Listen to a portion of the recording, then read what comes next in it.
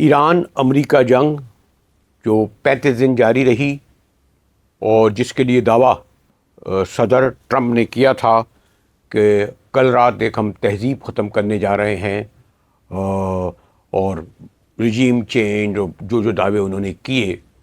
اور اس میں ایران خالی امریکہ نہیں، اسرائیل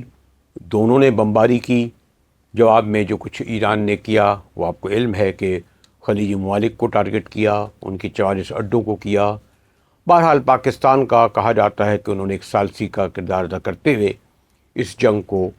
رکوا دیا، سیز فائر کر دی۔ سیز فائر 2 ہفتے کی تھی، لیکن اب اسے مزید اضافہ اور بڑی ہمارا جو ایک سوری ٹو سے شو کال میڈیا ہو یا اسٹیبلشمنٹ اپنے اپنے مفادات کے تحت تواتر سے اسکرینوں پر اور پرنٹ پہ اور سوشل میڈیا پہ دعوے کر رہا ہے کہ معاہدہ تقریباً ہو چکا ہے، حتیٰ کہ بعض وقت دستخط کی بھی تاریخ دے دی گئی۔ اسلام آباد میں تھا تو وہاں تیاریاں بھی ہو رہی تھیں،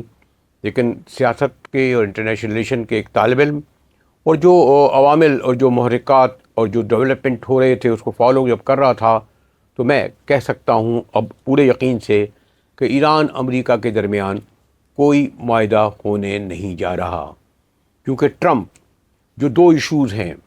پہلے ابنائے ہرمز جو اتنی ابھر کے نہیں آئی تھی وہ ہر صورت میں کھولنا چاہتے ہیں۔ ایران اس پہ راضی ہے کہ ہاں تجارت کے لیے کھولیں، ٹیکس دیں اور یہاں سے گزر جائیں، لیکن ہم جنگی جہاز نہیں گزرنے دیں گے۔ ٹرمپ دوسرا یہ کہتے ہیں کہ ایٹمی جوہری توانائی وہ ہمیں ختم نہ کریں، ہمارے حوالے کریں۔ جی ہاں، ہمارے حوالے کریں، ایران جیسے ملک سے ٹرمپ کہہ رہے ہیں۔ ان دونوں پر یقیناً ایران کا جو موقف ہے وہ کہتا ہے کچھ لو اور کچھ دینا پڑے گا، لیکن اس میں ایک اور جو سب سے اہم کردار ہے وہ اسرائیل، جو گریٹر اسرائیل کا خواب دیکھ رہا ہے، اور اس میں ٹرمپ صاحب نے ان 2 کے ساتھ ایک اور ابراہیمی معاہدہ جو آپ دیکھتے ہیں اس کو بھی شامل کر دیا ہے کہ تمام اسلامی ملک کو، پاکستان اور ترکی کا نام لیا، اس پر دستخط کرنے ہوں گے، یعنی اسے تسلیم کرنا پڑے گا اسرائیل کو، کیونکہ وہ اسرائیلی کہتے ہیں کہ صدیوں پہلے یہ ہمارا علاقہ تھا، اسی کے لیے جنگ کر رہے ہیں، اور جو کچھ اسرائیل نے کیا وہ ایک الگ موضوع ہے۔ لیکن اب جو ٹرمپ نے جو ان کا پھر ایک بار دھمکی آمیز بیان آیا ہے، ٹرمپ کے بیان کے جواب میں ٹرمپ یہ کہتے ہیں کہ European demand Iran never develop nuclear weapon, want Hormuz opened without toll, یعنی ٹیکس کے بغیر جو مانگ رہا ہے۔ تہران نے اس پہ جواب دے دیا